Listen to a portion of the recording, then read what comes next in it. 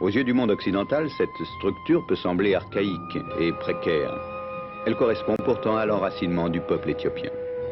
L'originalité de ce régime séculaire, c'est de vouloir créer un monde neuf.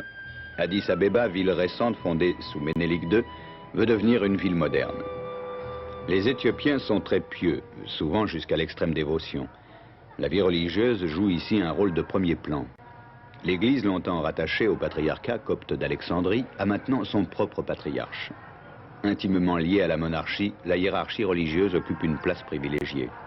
Et parmi les castes qui constituent la société éthiopienne, celle des prêtres est avec celle des militaires la plus importante. Pays de culture et de tradition essentiellement chrétienne, l'Éthiopie bénéficie d'une langue écrite originale, unique en Afrique, l'amharique, au regard de laquelle la langue sacrée, le guèze, joue le rôle de latin.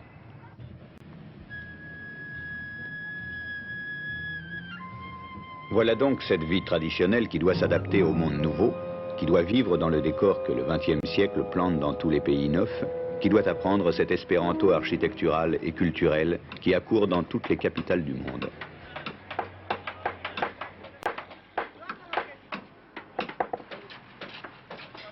Au milieu des quartiers d'habitation traditionnels, on bâtit à la hâte. Et bientôt ce ne sont plus que des îlots du passé qui s'insèrent entre les buildings.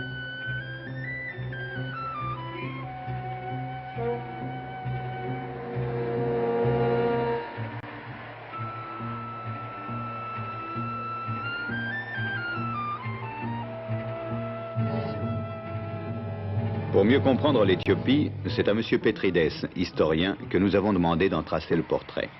Ce pays est une énigme posée aux historiens du monde entier depuis Homère.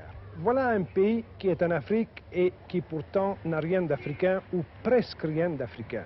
Alors que tous les Africains ont été soumis aux jougs étrangers, les Éthiopiens ont su rester indépendants et libres pendant plus de 3000 ans. Là où les Africains sont hamites, les Éthiopiens sont sémites.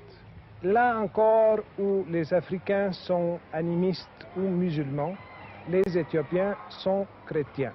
Aujourd'hui, l'Éthiopie étant restée le seul des 4 ou 5 royaumes et empires existés à la naissance du christianisme, on peut dire que l'Éthiopie est le plus vieil empire chrétien du monde. Monsieur Petrides, quels sont les liens qui vous unissent à cette Éthiopie que vous connaissez si bien ?